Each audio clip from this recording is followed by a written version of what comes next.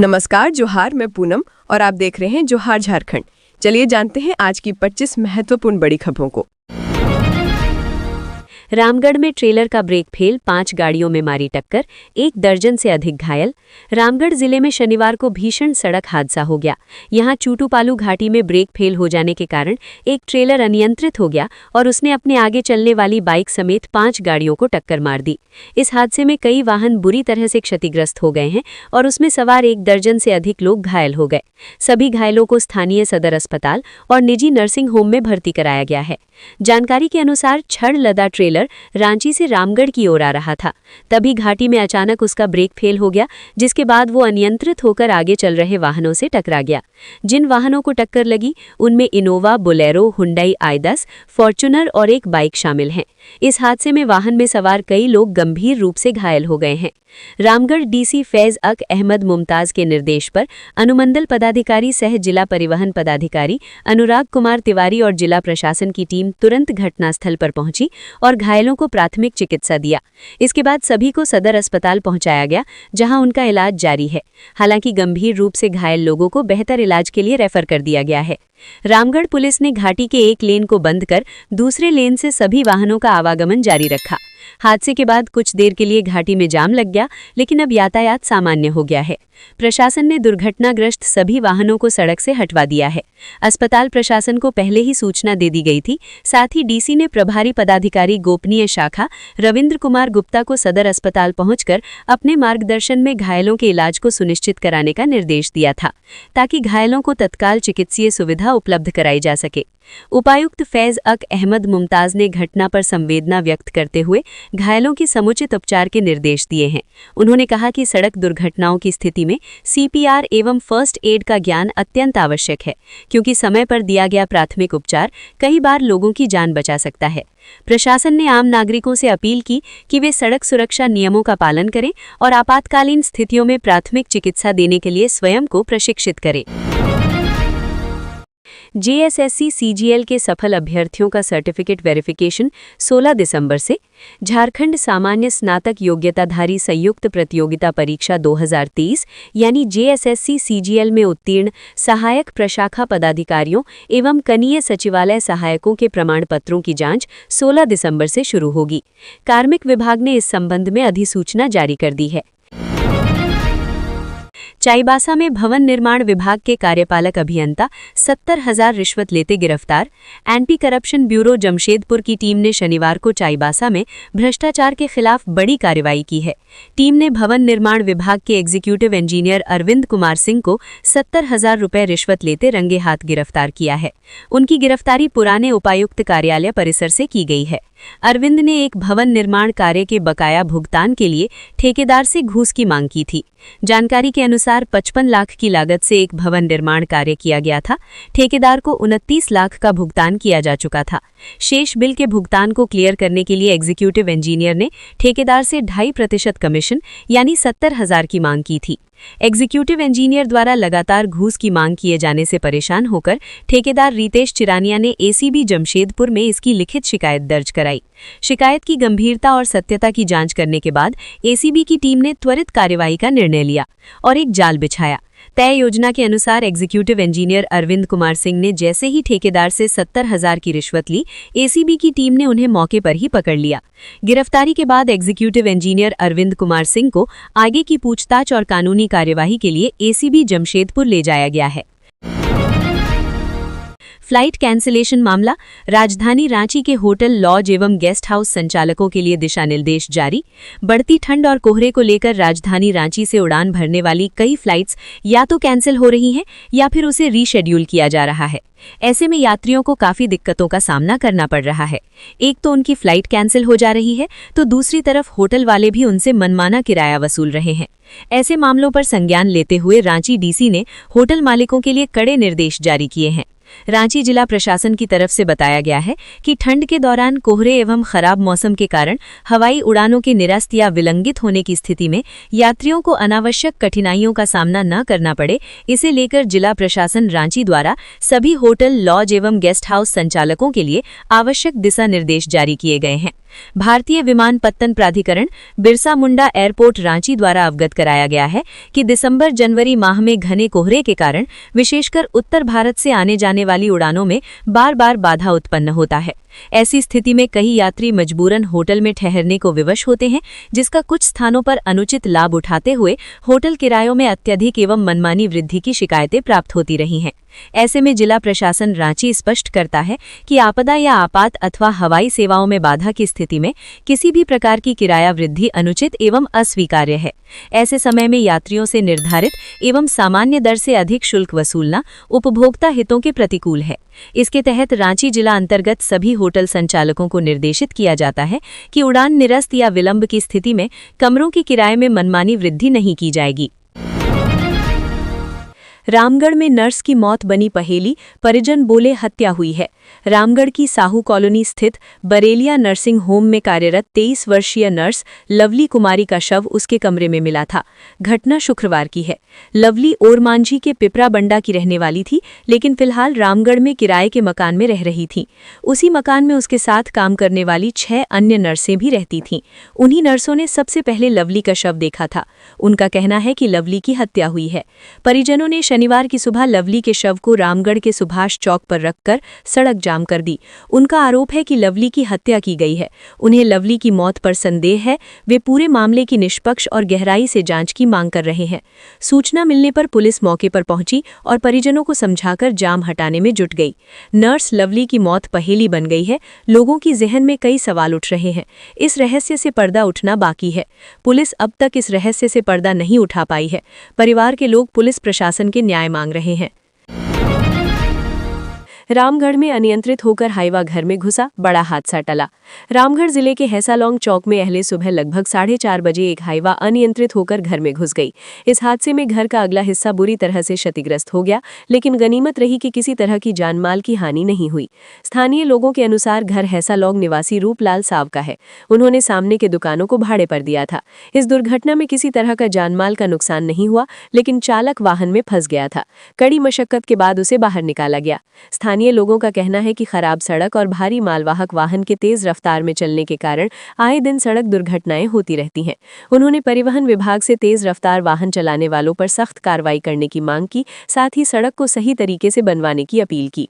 बता दें कि इससे पहले शुक्रवार को भी नया मोड़ गिद्दी हिरक रोड में 2 हाईवा की आपस में टक्कर हो गई थी। टकराने के बाद दोनों हाईवा में आग लग गई थी। रांची गुमला रोड पर सड़क हादसा, स्कूल प्रिंसिपल की मौत, आक्रोशित भीड़ ने फूंका वाहन। राजधानी रांची गुमला मुख्य मार्ग पर जुरा के पास बीती रात एक भीषण सड़क दुर्घटना हो गई। इस घटना में सकरौली स्कूल के स्कूल प्रिंसिपल प्रेम कुजूर की दर्दनाक मौत हो गई। इस घटना से आक्रोशित ग्रामीणों ने दुर्घटनाग्रस्त बुलेरो गाड़ी को आग के हवाले कर दिया और मुख्य मार्ग को जाम कर दिया। मिली जानकारी के अनुसार शिक्षक प्रेम कुजूर अपनी बाइक से जा रहे थे कि इसी दौरान विपरीत दिशा से तेज रफ्तार से आ रही एक बुलेरो गाड़ी ने उनकी बाइक में जोरदार टक्कर मार दी। टक्कर इतनी भीषण थी कि शिक्षक प्रेम कुजूर की घटनास्थल पर ही मौत हो गई। हादसे के बाद बड़ी संख्या में ग्रामीण मौके पर जमा हो गए और बवाल काटा। शिक्षक की मौत से गुस्साए ग्रामीणों ने बुलेरो गाड़ी को आग के हवाले कर दिया और रांची गुमला मुख्य मार्ग को जाम कर दिया। पुलिस और स्थानीय प्रशासन मौके पर पहुंचे और लोगों को कार्रवाई का आश्वासन दिया, जिसके बाद जाम हटा लिया गया। राजधानी के लिए करमटोली से साइंस सिटी फ्लाईओवर साबित होगा वरदान, ट्रैफिक की किचकिच से मिलेगा छुटकारा। राजधानी में हर दिन गाड़ियों की संख्या बढ़ रही है, सड़कों की चौड़ाई सीमित है, जिसकी वजह से गाड़ियां सड़कती रहती हैं। राजधानी रांची के करमटोली से साइंस सिटी तक गाड़ियां रेंगती रहती हैं। रिंग रोड बनने के बाद से इस रोड पर ट्रैफिक बोझ बढ़ा है। लिहाजा राजधानी रांची में करमटोली से साइंस सिटी चिरौंधी चौक तक एक 3.216 किलोमीटर लंबे फ्लाईओवर के निर्माण की योजना है। ये परियोजना करमटोली को साइंस सिटी होते हुए चिरौंधी चौक को जोड़ेगी, जिसमें मुराहाबादी तक 516 मीटर का एक आवश्यक लिंक भी शामिल है। इसका मुख्य उद्देश्य अल्बर्ट चौक, दिव्यायन चौक, साइंस सिटी और चिरौंधी चौक जैसे अत्यधिक भीड़भाड़ वाले चौराहों पर व्याप्त ट्रैफिक लोड की समस्या का स्थायी समाधान प्रदान करना है। परियोजना के पूर्ण होते ही रामगढ़ और हजारीबाग की ओर से आने जाने वाले शहरी यातायात को बड़ी राहत मिलेगी। साथ ही ये रिंग रोड NH20 से भी बेहतर संपर्क सुनिश्चित करेगा, जिससे शहरी यातायात प्रबंधन में व्यापक सुधार होगा। मुख्यमंत्री हेमंत सोरेन ने इस परियोजना को स्वीकृति प्रदान कर दी है, जिससे निकट भविष्य में रांची के नागरिकों को सुगम और निर्बाध आवागमन की सुविधा प्राप्त होने की आशा है। इस संबंध में इसी साल सितंबर माह में विभाग द्वारा तैयार प्रेजेंटेशन को देखने के बाद मुख्यमंत्री ने अधिकारियों को अरगोड़ा चौक से कटहल मोड़ और करमटोली चौक से साइंस सिटी फ्लाईओवर के निर्माण के लिए डीपीआर बनाते हुए आगे की कार्ययोजना को मूर्त रूप देने का निर्देश दिया था। बता दें कि पिछले कुछ महीनों में राजधानी रांची को सिरमटोली से मैकॉन, कोकर से बहू बाजार और रातू रोड पर फ्लाईओवर बनने से बहुत हद तक ट्रैफिक लोड कम करने में मदद मिली है। लोगों के विरोध के बीच डीआईजी ग्राउंड में फिर चला बुलडोजर, नहीं ढहाया जा सका अपार्टमेंट। झारखंड हाईकोर्ट के आदेश के बाद रिम्स की जमीन को अतिक्रमण मुक्त कराया जा रहा है। रिम्स के डॉक्टर्स आवासीय कॉलोनी में कई दिनों तक अतिक्रमण हटाओ अभियान चलाने के बाद आज दूसरे दिन भी डीआईजी ग्राउंड के उत्तरी हिस्से में अतिक्रमण हटाओ अभियान चलाया गया। जिला प्रशासन द्वारा नियुक्त कार्यपालक दंडाधिकारी असीम बाड़ा के नेतृत्व में अतिक्रमण हटाया गया। बरियातू थाना प्रभारी और डीएसपी मनोज कुमार के साथ बड़ी संख्या में पुलिस जवान भी तैनात रहे। अतिक्रमण हटाओ अभियान के दौरान प्रशासन को स्थानीय लोगों के भारी विरोध का भी सामना करना पड़ा। घर तोड़े जाने से नाराज महिलाओं ने कहा कि वे वैध जमीन पर घर बनाकर रह रही हैं, लेकिन सीओ का कहना है कि उनकी जमीन का कागजात उपलब्ध नहीं है। जब हम कागज दिखाते हैं तो वे देखते नहीं हैं। डीआईजी ग्राउंड के उत्तरी भाग में करीब 12 कच्चे पक्के मकानों में रहने वाली महिलाएं व बच्चे अपने मकानों को टूटता देख रोने लगे। उन्होंने प्रशासन पर कोर्ट के फैसले के नाम पर मनमानी करने का आरोप लगाया। अतिक्रमण हटाओ अभियान का नेतृत्व कर रहे कार्यपालक दंडाधिकारी असीम बाड़ा ने कहा कि वो सिर्फ कोर्ट के आदेश का पालन करा रहे हैं, कहीं भी कोई भेदभाव नहीं किया जा रहा है। उन्होंने प्रदर्शनकारी महिलाओं के आरोपों को गलत बताया। उन्होंने कहा कि हाईकोर्ट के आदेश का अनुपालन कराया जा रहा है। सीओ ने जिस भी एरिया की मापी की है, रिम्स की उसी अतिक्रमित जमीन को अतिक्रमण मुक्त कराया जा रहा है। इधर डीएसपी मनोज कुमार ने कहा कि अतिक्रमण हटाओ अभियान जारी रहेगा और रिम्स की जमीन को पूरी तरह अतिक्रमण मुक्त कराया जाएगा। आज के अतिक्रमण हटाओ अभियान के दौरान रिम्स के कई अधिकारी भी मौजूद रहे। रिम्स परिसर और रिम्स की जमीन को अतिक्रमण से मुक्त कराने के अभियान के दौरान कार्यपालक दंडाधिकारी के रूप में अभियान का नेतृत्व कर रहे साइनी तिग्गा ने ईटीवी भारत से बात की थी। उन्होंने कहा था कि डीआईजी ग्राउंड के उत्तर पूर्वी हिस्से में अवैध रूप से बने बहुमंजिला अपार्टमेंट को तोड़ा जाएगा, लेकिन इतने बड़े अपार्टमेंट को तोड़ने के लिए संसाधन नहीं होने के कारण आज सिर्फ अपार्टमेंट की बाउंड्री वॉल को ही तोड़ा जा सका। कार्यपालक दंडाधिकारी ने बताया कि इतनी ऊंची इमारतों को तोड़ने के लिए आवश्यक उपकरण की मांग भवन निर्माण विभाग और नगर निगम से की गई थी, लेकिन वो आज उपलब्ध नहीं हो सका। मुख्य सचिव ने धनबाद में गैस रिसाव वाले इलाके और बेलगड़िया टाउनशिप का निरीक्षण किया। कहा, ग्रामीणों की सलाह जरूरी। केंटुआ-डीही क्षेत्र में गैस रिसाव वाले इलाके का शनिवार को झारखंड के मुख्य सचिव अविनाश कुमार ने दौरा किया। उनके साथ प्रभारी डीजीपी तदाश मिश्रा, बीसीसीएल के सीएमडी, डीसी, एसएसपी समेत कई आला अधिकारी मौजूद रहे। अविनाश कुमार ने पूरे इलाके का निरीक्षण किया और लोगों से बातचीत भी की। लोगों की सरकार से जो आकांक्षाएं हैं उन्हें सुनी और विचार करने का आश्वासन भी दिया। यही नहीं, बेलगड़िया टाउनशिप का भी मुख्य सचिव एवं अन्य अधिकारियों ने निरीक्षण किया, जहां प्रभावित परिवारों को बसाया जाना है। मीडिया से बातचीत के दौरान मुख्य सचिव अविनाश कुमार ने कहा कि गैस रिसाव की घटना पर पूरी तरह से नियंत्रण रखना बड़ी चुनौती है। प्राकृतिक कारणों से ऐसी घटनाएं घटती हैं, हालांकि विशेषज्ञों की रिपोर्ट पर विचार विमर्श जारी है। मुख्य सचिव ने कहा कि पल पल का अध्ययन किया जा रहा है। ग्रामीण सालों से यहाँ रहते हैं, बेहतर परिस्थिति वही समझते हैं। मुख्य सचिव ने कहा कि ग्रामीणों की सहभागिता के बिना समाधान निकालना मुश्किल है। मुख्य सचिव ने कहा कि राज्य सरकार लोगों को सुरक्षित स्थान पर बसाने और गैस रोकने की दिशा में आकलन करने में जुटी है। केंद्र सरकार, राज्य सरकार, बीसीसीएल प्रबंधन और स्थानीय लोगों के बीच बेहतर तालमेल बैठाकर ही कोई निर्णय लेंगे। उन्होंने कहा कि स्थानीय विधायक, सांसद, जनप्रतिनिधियों और ग्रामीणों से बातचीत के माध्यम से समस्या का हल निकाला जाएगा। राज्य और केंद्र दोनों सरकारें घटना को लेकर काफी गंभीर हैं। केंदुआ-डीही में मुख्य सचिव और डीजीपी समेत तमाम अधिकारियों ने बेलगड़िया टाउनशिप का भी दौरा किया, जहां पर वर्तमान में दी जाने वाली सुविधाओं के बारे में जानकारी ली। मौके पर लोगों से बातचीत कर मिलने वाली सुविधाओं के बारे में जानकारी भी ली। मीडिया से बातचीत के दौरान मुख्य सचिव अविनाश कुमार ने कहा कि लोगों की सुरक्षा सरकार की प्राथमिकता में शामिल है। किसी भी स्थिति से निपटने के लिए सरकार सजग है। चाईबासा में जीवन प्रमाण पत्र अपडेट करने के नाम पर 16,92,000 की ठगी। 3 गिरफ्तार। जीवन प्रमाण पत्र अपडेट के नाम पर रिटायर्ड बैंक कर्मी से ठगी मामले में चाईबासा पुलिस ने नसीम अंसारी सहित 3 लोगों को गिरफ्तार किया है। साथ ही पुलिस ने आम लोगों से सजग रहने और तकनीकी माध्यमों का सुरक्षित उपयोग करने की अपील की है। दरअसल मुफस्सिल थाना क्षेत्र के करला जोड़ी निवासी रिटायर्ड बैंक कर्मी परमेश्वर पूर्ति से साइबर अपराधियों ने जीवन प्रमाण पत्र अपडेट कराने के नाम पर करीब 16,92,000 रुपए की ठगी की थी। शिकायत मिलने के बाद मुफस्सिल थाना ने 13 नवंबर को मामला दर्ज किया था। पश्चिम सिंहभूम एसपी के निर्देश पर ठगी मामले की जांच के लिए विशेष छापेमारी टीम बनाई गई थी। टीम ने साइबर टोल फ्री नंबर 1930 पर कॉल कर सभी विवादित खातों को रुकवाया और अपराधियों की पहचान की। इस मामले में पुलिस ने 6 दिसंबर को मोहम्मद सकीर अंसारी और 7 दिसंबर को मोहम्मद इकबाल अहमद को गिरफ्तार किया और न्यायिक हिरासत में भेज दिया। वहीं आज टीम ने मोहम्मद नसीम अंसारी 28 वर्ष को गिरफ्तार किया है। उसने अपना जुर्म स्वीकार किया और बताया कि इस ठगी में और लोग भी शामिल हैं। उसके पास से एक मोबाइल भी बरामद किया गया है। नसीम अंसारी पहले भी साइबर और अन्य अपराधों में शामिल रह चुका है। पुलिस ने आम लोगों से कहा है कि किसी अनजाने नंबर से कॉल आने पर अपना पर्सनल डेटा, बैंक अकाउंट या अन्य जानकारी साझा न करें। ऐसा करने पर आप भी साइबर अपराध में भागीदार माने जाएंगे। ऐसे मामलों में तुरंत टोल फ्री नंबर 1930 पर शिकायत करें। पुलिस ने कहा कि ऐसे मामलों में सजग रहने और तकनीकी माध्यमों का सुरक्षित उपयोग करने की जरूरत है ताकि आम लोगों को ठगी से बचाया जा सके। कहा कि इस मामले में जांच अभी भी जारी है और अन्य संलिप्त आरोपियों की गिरफ्तारी के लिए संभावित ठिकानों पर छापेमारी की जा रही है। छापेमारी टीम में अनुमंडल पुलिस पदाधिकारी बाहमन टूटी, तकनीकी शाखा के चंद्रशेखर, मुफस्सिल थाना और रिजर्व गार्ड के नागेंद्र शामिल थे। धनबाद फल मंडी के पास कचरे के ढेर में लगी आग, दमकल टीम की तत्परता से बड़ा हादसा टला। धनबाद के बरवा अड्डा कृषि बाजार समिति स्थित फल मंडी के समीप शनिवार को कचरे के ढेर में अचानक आग लग गई। देखते ही देखते आग की लपटें तेजी से फैलने लगी। इससे आसपास के क्षेत्र और बाजार समिति में अफरा तफरी मच गई। आग की तीव्रता को देखते हुए बाजार समिति के भी इसकी चपेट में आने की आशंका बढ़ गई।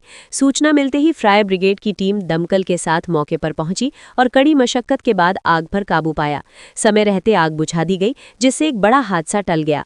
बताया जा रहा है कि जिस स्थान पर आग लगी उसके ठीक सामने तेल के कई गोदाम हैं। यदि आग फैलती तो स्थिति बेहद गंभीर हो सकती थी।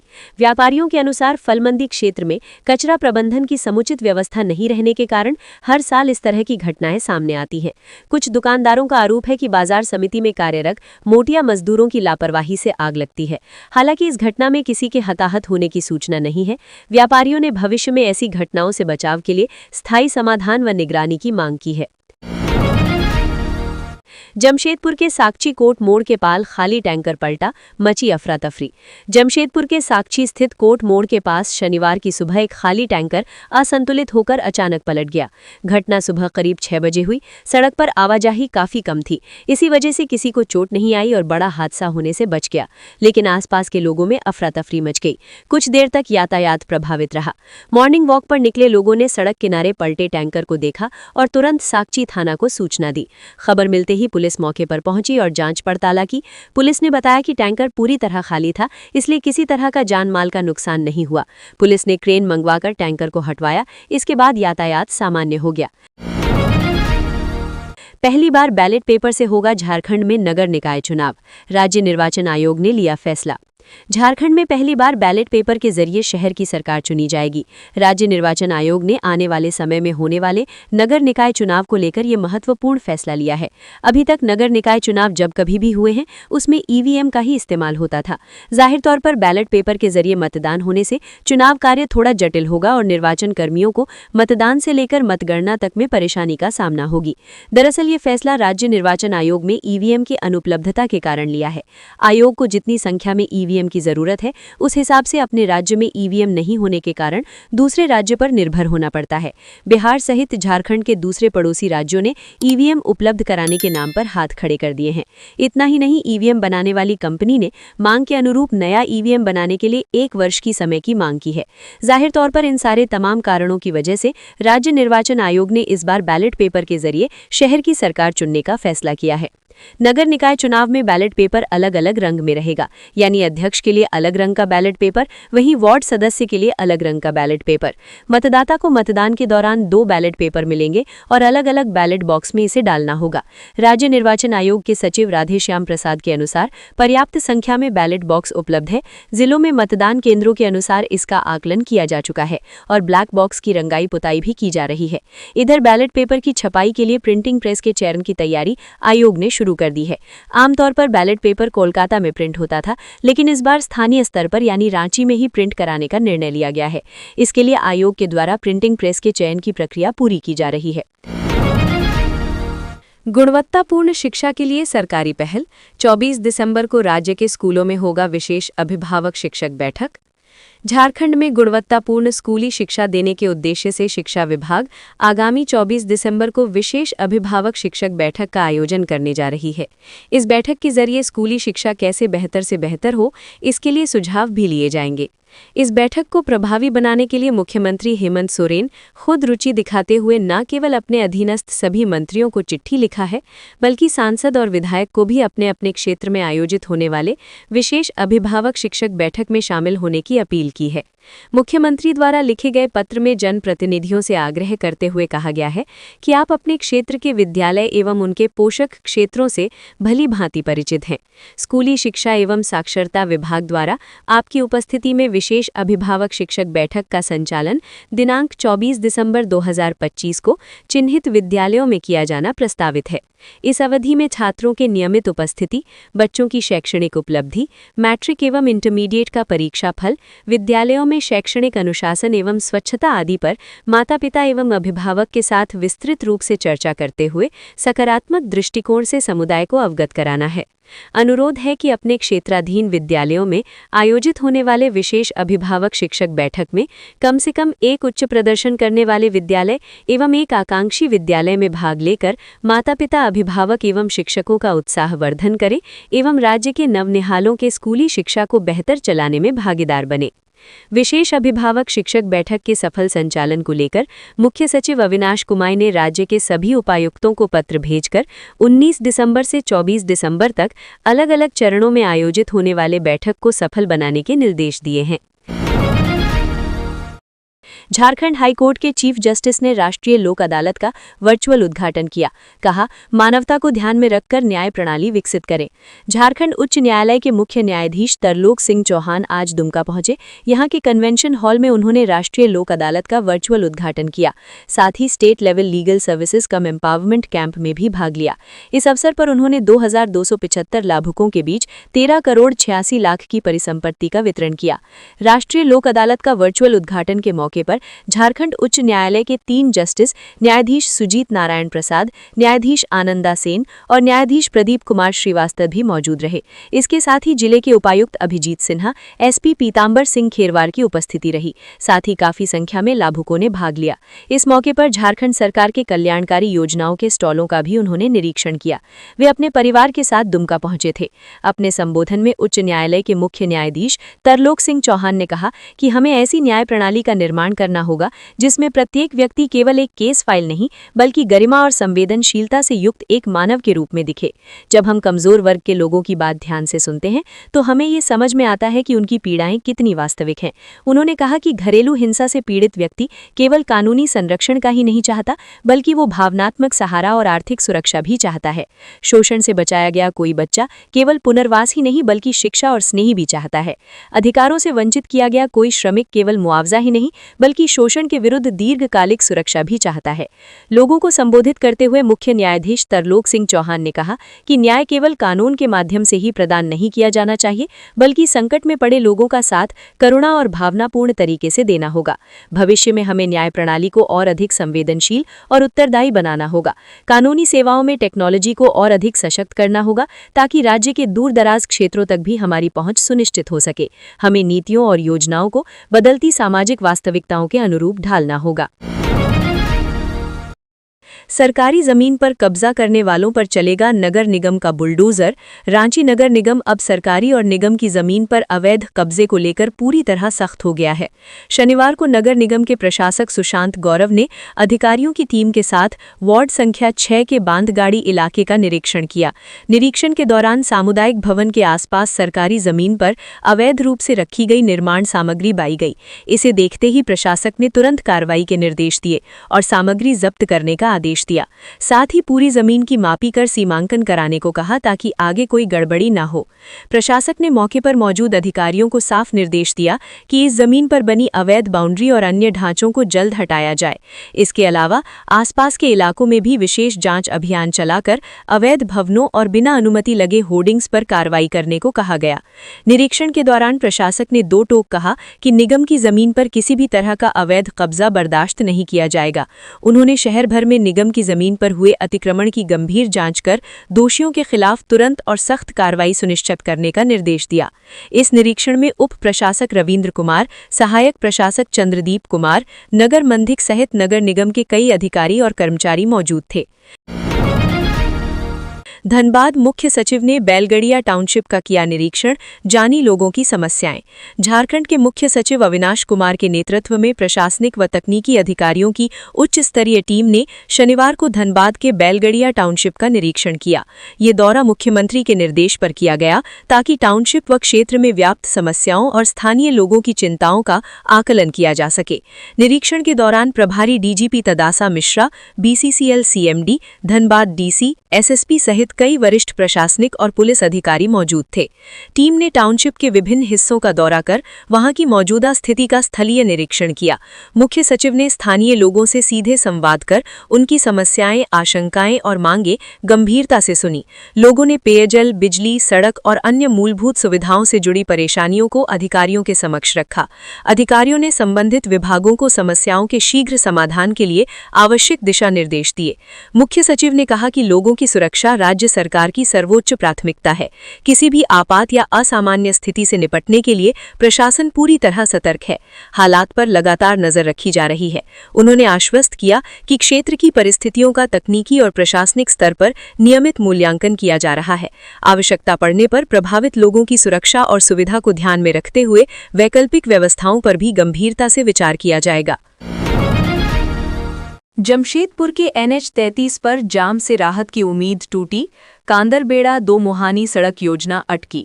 जमशेदपुर में NH 33 पर लगने वाले भारी जाम से लोगों को राहत मिलने की उम्मीद एक बार फिर टूट गई है। जाम से निपटने के लिए कांदरबेड़ा से दो मुहानी तक सड़क चौड़ीकरण परियोजना को अहम माना जा रहा था, लेकिन अब ये योजना अटक गई है। सरायकेला वन प्रमंडल के डीएफओ ने पथ निर्माण विभाग द्वारा भेजे गए वन भूमि हस्तांतरण के प्रस्ताव को कई गंभीर कमियों के साथ लौटा दिया है। वन विभाग का कहना है कि प्रस्ताव के साथ जरूरी दस्तावेज पूरे नहीं किए गए हैं। वन विभाग ने 14 बड़ी खामियां गिनाई हैं।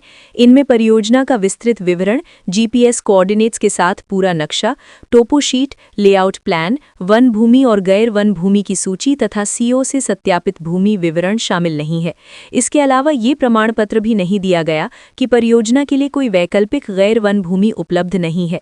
जंगल झाड़ी वाली जमीन के लिए अनापत्ति प्रमाण पत्र और कम से कम वन भूमि उपयोग करने का शपथ पत्र भी फाइल में नहीं है। वन विभाग ने ये भी आपत्ति जताई कि वन अधिकार अधिनियम के तहत जिला और ग्राम सभा स्तर की कार्यवाही, काटे जाने वाले पेड़ों की सूची, लागत लाभ विश्लेषण, क्षतिपूरक वनीकरण से जुड़े दस्तावेज और एनपीवी जमा करने की स्पष्ट जानकारी भी नहीं दी गई है। ये परियोजना शहर की ट्रैफिक व्यवस्था के लिए बहुत जरूरी मानी जा रही थी। फिलहाल पारडी से बालीगुमा के बीच फ्लाईओवर का निर्माण चल रहा है, जिससे NH 33 पर दिन रात जाम की स्थिति बनी रहती है। पहले कांडरबेड़ा से दो मुहानी सोनारी तक सड़क चौड़ी होने से भारी वाहन और बसें NH 33 से बचे बिना सीधे मरीन ड्राइव होते हुए औद्योगिक क्षेत्र या बस स्टैंड तक पहुंच सकती थी, लेकिन वन विभाग की आपत्तियों के बाद इस वैकल्पिक मार्ग का काम अनिश्चित समय के लिए रोक दिया गया है। डीएफओ ने पथ निर्माण विभाग से कहा है कि सभी खामियों को दूर कर नया प्रस्ताव दोबारा जमा करे, इसके बाद ही आगे की प्रक्रिया शुरू हो सकेगी। तो ये थी आज की झारखंड की महत्वपूर्ण बड़ी खबरें। अगर आप इसी तरह झारखंड के हर छोटी से बड़ी खबर की जानकारी पाना चाहते हैं तो आप हमारे चैनल को सब्सक्राइब करके रखें। तो हमें दीजिए इजाजत, फिर मिलते हैं अगली न्यूज़ में। धन्यवाद।